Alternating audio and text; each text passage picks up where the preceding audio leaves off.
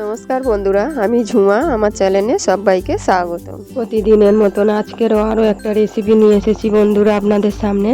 রেসিপিটি হলো মুগ ডাল দিয়ে দারুণ একটা রেসিপি। সকালে বিকালের টিফিন অনেকক্ষণ কিন্তু পেটে থাকবে। আপনারাও এইভাবে বাড়িতে বানিয়ে খেয়ে দেখুন। আশা করি বন্ধুরা আপনাদেরও ভালো লাগবে। আর ভালো লাগলে একটা লাইক, শেয়ার, কমেন্ট করতে কিন্তু ভুলবেন না। আমি এখানে 1 কাপ সবুজ মুগ নিয়েছি বন্ধুরা, রাত্রে ভিজিয়ে রেখেছিলাম। ভালো করে আমি ধুয়ে নিয়েছি, দেখুন চকচক করছে। মুগটা আমি ভালো করে পেস্ট করে নেব।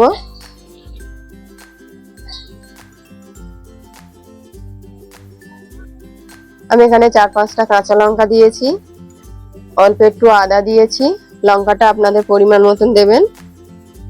দিয়ে ভালো করে আমি পেস্ট করে নেব। বাকি ডালটা আমি দিয়ে দেবো।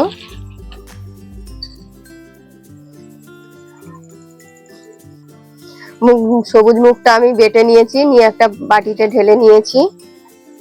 সবুজ মুগের মধ্যে আমি 2 চামচ সুজি দেবো, 2 চামচ আটা দেব। আপনারা চাইলে এখানে ময়দা দিতে পারেন। 1/2 চামচ আমি বেকিং পাউডার দেবো। সবকিছু দিয়ে আমি একটা ব্যাটার তৈরি করে নেব।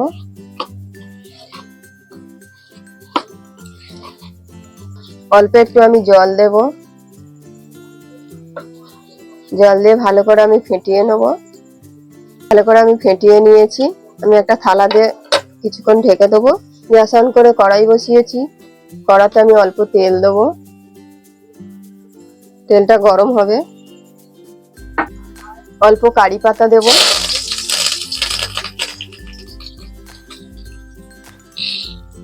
অল্প সর্ষে দেব। 2টো কারি পাতার ডাল দিয়েছি, লাল হয়ে গেছে। লাল হয়ে যাওয়ার পরে 1 চামচ সর্ষে দিয়েছি। সর্ষেটা দেওয়ার পরে আমি ভালো করে ভেজে নেব। সুন্দর একটা গন্ধ বেরাবে। যে সর্ষে আর কারি পাতাটা আমি ফোড়নে দিয়েছিলাম সেটা ব্যাটারের মধ্যে দিয়ে দেবো। ভালো করে আমি নাড়িয়ে দেব ব্যাটারটার মধ্যে। ব্যাটারটা দেখুন কতটা ঘন হয়ে গেছে বন্ধুরা, সুন্দর ফুলে উঠেছে। আমি আরো অল্প একটু জল দেব। অল্প জল দিয়ে ব্যাটারটাকে আরো একটু পাতলা করে নেব। একই কড়ার মধ্যে আমি আরো অল্প একটু তেল দেব। তেলটা আবার ভালো করে গরম হবে। তেলের মধ্যে আমি 2টো শুকনো লঙ্কা কেটে দেবো ছোট ছোট করে। লঙ্কাটা যখন সুন্দর গন্ধ বেরাবে তখনই কারি পাতার 3টে ডাল আমি দেব। কারি পাতাটাও যখন ভাজা হয়ে যাবে সুন্দর একটা গন্ধ বেরাবে বন্ধুরা। আরো 1 চামচ সর্ষে দেবো। সর্ষেটা দেওয়ার পর আমি ভেজে নেব। এখানে 3টে বড় বড় আলু সেদ্ধ করে রেখেছিলাম, দিয়ে দেবো।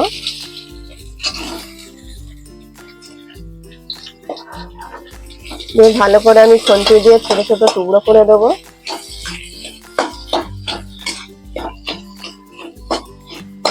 সবকিছু ভালো করে মিক্স করে দেবো।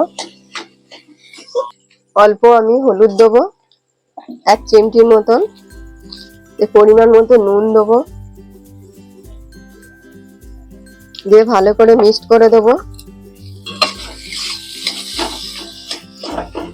খুন্তি দিয়ে এরকম ঘেটে ঘেটে দেবেন, যেহেতু সেদ্ধ আলু ভালো করে মিক্স হয়ে যাবে। একটা ভর্তা বানিয়ে নিয়েছি, দেখুন আলুগুলো কিন্তু খুব ভর্তা হয়নি, অল্প অল্প ডালা ডালা আছে। আমি নামিয়ে নেবো, গ্যাসটা একদম বন্ধ করে দেবো। আমি এখানে পরিমাণ মতো নুন দেবো। নুনটা দিয়ে ভালো করে আমি নাড়িয়ে নেবো, ভালো করে মিক্সড করে দেবো বন্ধুরা। এইরকম ব্যাটারটা তৈরি হবে। অন করে আমি কড়াতে তাওয়া বসিয়েছি একটা বন্ধুরা। তাওয়াতে আমি 1 চামচ তেল দেবো। তেলটাকে আগে ভালো করে আমি গরম করে নেব।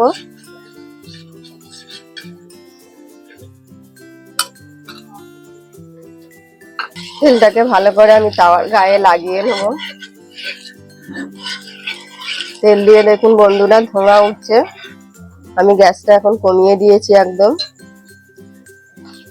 এবার যে ব্যাটারটা করেছিলাম ব্যাটারটা আমি দেব।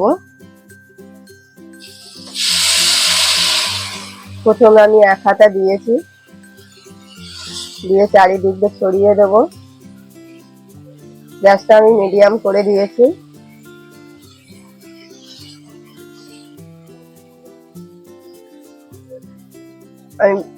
এটার মধ্যে আমি আলু যে ভর্তাটা বানিয়েছিলাম দেব। দেখতে ভালো হওয়ার জন্য আমি হাফ চামচ হলুদ দেব, দিয়ে আমি আবার ভালো করে ফেটিয়ে দেব। হলুদটা আপনাদের ইচ্ছে বন্ধুরা, যদি ভালো লাগে দেবেন, না হলে দেবেন না। বন্ধুরা আমি আলুটা দেওয়ার পর মুড়ে দেব। দেখুন কত সুন্দর উঠছে, দারুণ একটা কিন্তু টিফিন হয়ে যাবে।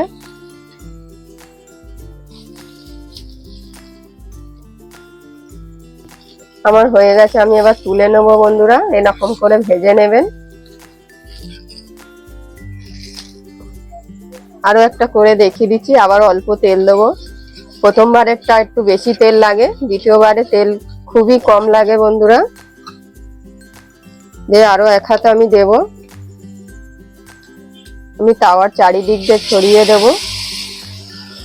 মাঝখানটা ফাঁকা থাকবে, তাহলে এইরকম ঘোরাতে ঘোরাতে মাঝখানটা বন্ধ হয়ে যাবে। পাতলা করে দেবেন। আরো অল্প দেব আমি।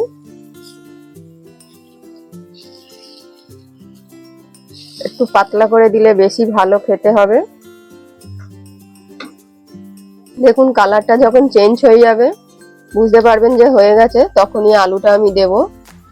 আলুটা দিয়ে এইভাবে একটু চেপে দেব পাতলা করে, দিয়ে আমি খুন্তি দিয়ে উল্টে দেব। আগে এক সাইড উঠিয়ে নেবেন, নিয়ে এইভাবে পাল্টি করে দেবেন,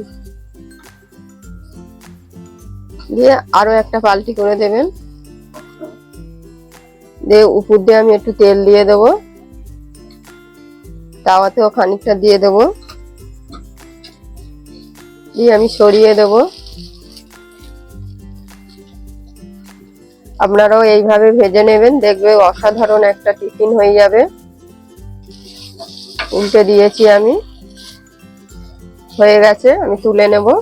বন্ধুরা এই রেসিপিটা আপনারা বাড়িতে বানান আর খেয়ে বলবেন কেমন হয়েছে। আর ভালো লাগলে বন্ধুরা একটা লাইক শেয়ার কমেন্ট করতে ভুলবেন না।